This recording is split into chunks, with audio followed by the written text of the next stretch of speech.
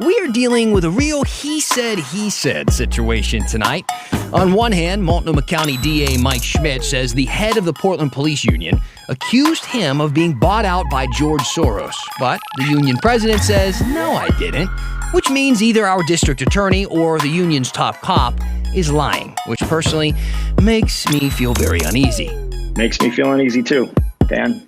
We've seen how fast wildfires destroy so much, but they destroy a whole lot more than just our things. And this invisible damage can last for years, even after everything else is rebuilt. And tell me if you've heard this one before. Peaceful rallies by day become violent clashes between police and protesters by night. I don't want to be the story. And now a local journalist on the receiving end of some aggressive policing says while the story hasn't changed, he's never seen it quite this bad. I'm astonished at the level of aggression. Here's the story. Hello. Hi, I'm Dan Haggerty. Welcome to The Story. In prime time, we're usually not on this late. So for those of you seeing us for the first time right now and saying, oh my gosh, this is amazing. What is this? I have to watch every single episode moving forward. I can never miss another one. We're normally on at 6 o'clock on KGW, or you can find us anytime on YouTube. Some people are saying that, right? All right, now, as you can probably tell, we do things a little bit differently than the average local news half hour. And it's not just a tireless news anchor who talks too fast. It's about you, the viewer. See, our viewers tell us what to report, so to speak. They send us questions and comments and feedback. You can send it to my Facebook page if you want, Dan Haggerty KGW. You can email me at thestory@kgw.com or use Twitter and the hashtag HeyDan. You'll see what it's all about. Now, let's start with a big story tonight. It's all about, is Portland police upping this weekend, being more aggressive in handling the protesters? And to clarify, I'm not talking about Saturday's right-wing Proud Boy rally in Delta Park, even though a lot of people were really concerned about that rally and if it could get out of hand. People like this guy. Where they go, left-wing counter-protesters tend to follow. And historically, that has meant brawls in our streets. We have no reason, honestly, to believe that tomorrow won't follow that same exact pattern. But we pretty much already know what's going to happen. I think I could probably write tomorrow's newscast tonight. What a dolt. He was wrong. Time to check the return policy on my crystal ball. People gathered, tensions grew, but thankfully that tension bubble never burst. In the end, the Proud Boys had their rally, and the Black Lives Matter counter-demonstrators had theirs on the other side of I-5. We saw a few minor tiffs, but things stayed relatively calm during the day. And then Deborah Meyer wrote on my Facebook page, well, you were wrong. That's kind of the tone I think she wrote it in. And Deborah, I got to say, I've never been happier to be wrong about something in my entire life. But in my defense, I wasn't the only person who was concerned about Saturday. Governor Brown was also concerned. And while I was busy explaining why, she was declaring an emergency order and putting the Oregon State Police and Multnomah County Sheriff's deputies in charge of crowd control. And maybe, just maybe, that gigantic police presence had a big deal to do with why things stayed calm during the day. But everything changed once the sun set. The rallies and the demonstrations in North Portland ended, and that familiar protest outside of the Multnomah County Justice Center began. But this time, police were emboldened, and they didn't appear to be messing around at all. They quickly declared an unlawful assembly and arrested at least 27 people for either interfering with police or assaulting them. Although we did see video of an officer macing a person for doing nothing more than just flipping the middle finger. Now, one reoccurring theme of these nightly protests are the journalists being pushed around by police while they're covering the unrest. We saw a lot of videos Saturday night of this happening, and now both Governor Brown and the ACLU are calling for investigations into it. Now, one of those journalists is John Rudolph. He covered the protests in Portland for 48 nights. Saturday, New York Times reporter Mike Baker got this video of an officer shoving him to the ground, hurting his hip. And later, John Rudolph gave us our quote of the day when he told the Oregonian, I really am physically okay, but am quite annoyed. We had a chance to talk to John about what he experienced and what went down. Here's what he told us. I'm astonished at the level of aggression. I'm John Rudolph. I'm a photojournalist here in Portland. I've been covering the protests most recently. I am a full-time photojournalist. I am not an activist. I was covering the protests that had evolved in front of the Justice Center at 3rd Avenue, and I moved towards that arrest, which was quite violent, to start covering it, to start shooting it. I do stills, not video. I started to kneel down to get a ground level shot. 2 cops didn't so much grab me as just shoved me backwards on my left shoulder so fast that I went straight over backwards without a chance to guard my fall, and hit my hip and my torso and my head. I have press on all 4 surfaces of my helmet. I have press fore and aft on my body armor. I have a large 4x6 press credential hanging around my neck on a red cord, and I have 2 large professional cameras. It was a focused, a deliberate, very quick but very deliberate attack on a journalist to prevent him from getting an image of what was going on, which the public has a right to know. But I don't want to be the story. I'm much happier behind the camera than in front of it. I'm not important. The story is important. What is happening, what has happened to me, has happened quite literally to every single other journalist I know here in Portland. 100%. And thanks to our Christine Pitawanich for interviewing John there. On top of the governor and the ACLU calling for an investigation, Portland's Independent Police Review tweeted it is aware of the video and an officer grabbing a photographer, and it's opened an investigation of its own. Portland police say they're still reviewing the information and can't comment at this time. But on top of calling in reinforcements, Portland police and some sheriff's deputies were also rolling with some extra authority this weekend. See, before things got too crazy on Saturday, about 50 Portland police officers and sheriff's deputies were deputized as federal marshals. What this means is city and county authorities can now arrest people on federal charges. Normally they can't do that, and we're told that this will stay in effect. They will remain deputized through the year. OSP Superintendent Travis Hampton requested this over concerns over officer safety. He told the Oregonian, "I want violent individuals thinking about the enhanced penalties they may face if they harm a Portland Police Bureau officer." And penalties are much stiffer. Here's an example. If you're convicted of assaulting a police officer under a federal charge, you could face up to 8 years in prison. The same state charge only maxes out at 5 years. It's not unheard of for this to happen, for this to be done. See, earlier this summer, the feds made Oregon State Police troopers federal marshals. That was so that they could protect the federal courthouse downtown instead of using actual federal agents to do that. But it might not have been the only reason. At the time, the president of the Oregon Association of Chiefs of Police tweeted, "By federally deputizing Oregon State Police troopers, U.S. Attorney Billy Williams can prosecute criminals refused by Multnomah County DA Mike Schmidt." And we know for a fact that the feds have gone ahead and prosecuted people charged with less serious crimes that DA Schmidt has let go.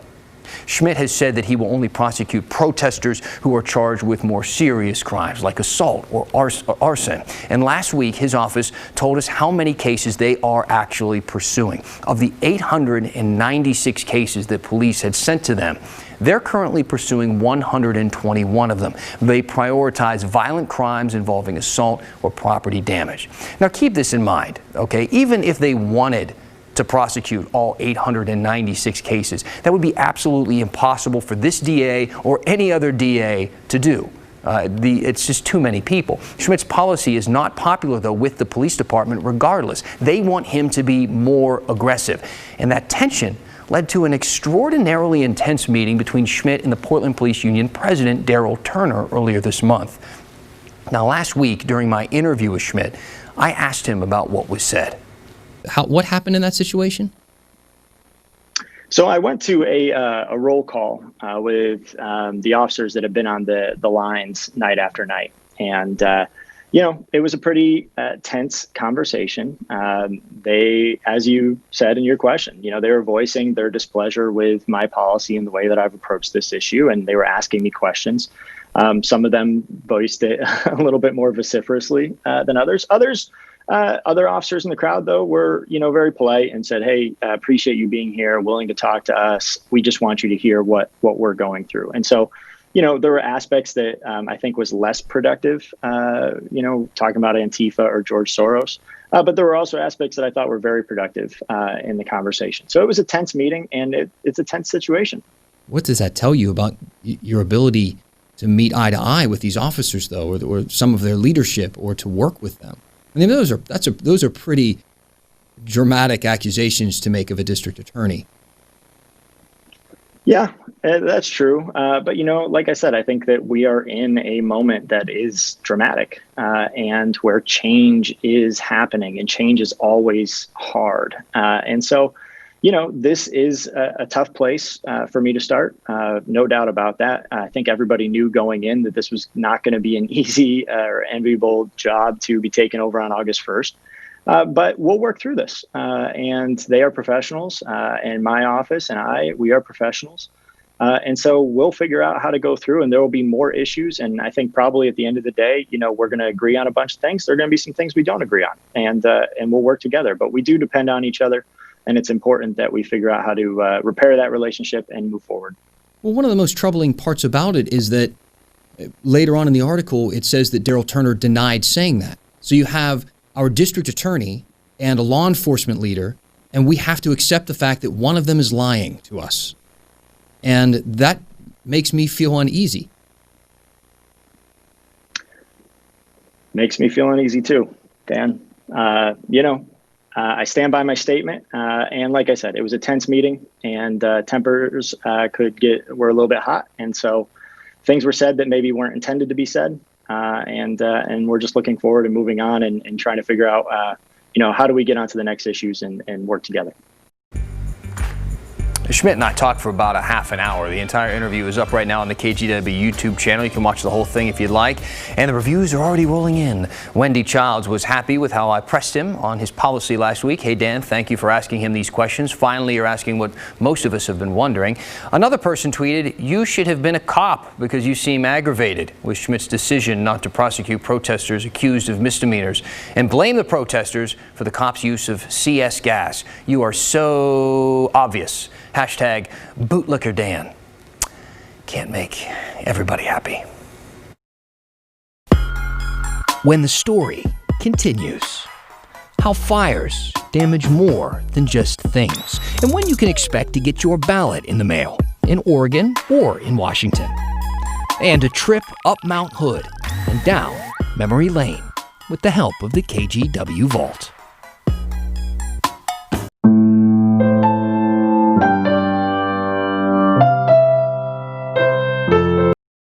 Hey, welcome back to the story in prime time. I'm your host, Dan Primetime Haggerty. Did I mention we are in prime time?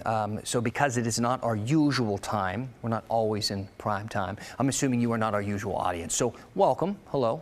Nice to have you. As much as this show is about giving you kind of the news in a new way, we also like to let you in on the conversation. We need you to, really. And now we're asking you to help us with an upcoming Portland mayoral debate on October 8th. So next Thursday, KGW and the Oregonian will be co-hosting this debate between Mayor Ted Wheeler and his challenger, Sarah Iannarone. And we want you to submit a video question that we will play for the candidates. So here's what you need to do if you're interested. Use the phone that you have in your hand. Use your camera there. Record yourself asking a question.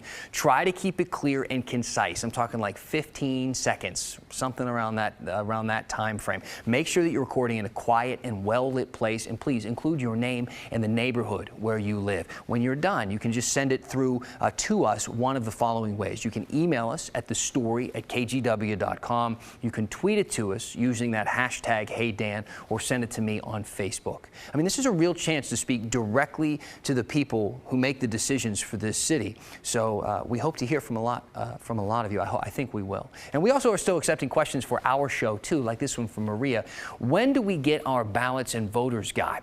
Maria, thank you for the question. Now, first of all, it's different depending on where you live, whether that's Oregon or Washington. In Oregon, military and overseas ballots have already been sent out. Ballots for people who live out of state but are still Oregon residents. I don't know, maybe you're like at college or something out of state. Those go out October 5th. You need to register to vote by October 13th. That's the deadline here in Oregon. The next day, the rest of the ballots start getting mailed out, along with the state voters pamphlet. Now, Washington's voter guide, that's already out. That's out right now. You can see it online if you want to. Military and overseas ballots have also been mailed out. The rest of the ballots will start going out October 16th. In Washington, you can register online or by mail by October 26th, or you can do it in person all the way up until 8 p.m. on Election Day, which is November 3rd.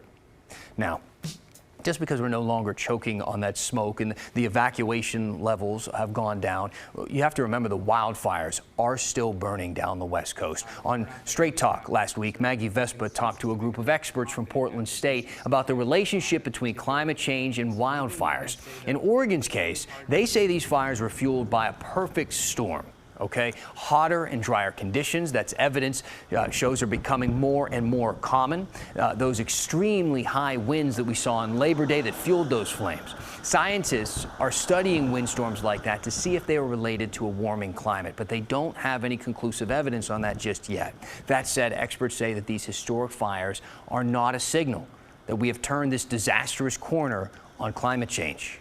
The climate's been changing due to human activity for decades. It's going to continue to change due to human activity as we go into the future. The more that change piles up, the more noticeable and more impactful the effects are. So we start to see them more. But we haven't fallen off a cliff where things are fundamentally different now as far as climate change in late September than they were, say, at the beginning of September. They also talked about the lasting damage that these fires do. I'm not just talking about the buildings they burn, things like that. It's beyond the physical. I'm talking about plummeting employment or wages that stay down for months or even years afterward. And in Oregon, a lot of the places were already struggling before these fires even started.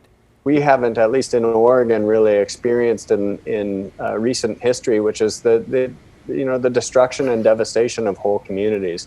And that's really going to be a question of how do we build resilience into these communities going forward. A lot of the communities that were destroyed or heavily impacted by these fires were communities that had existing vulnerabilities. And you can think of it like healthcare. It's like pre-existing conditions.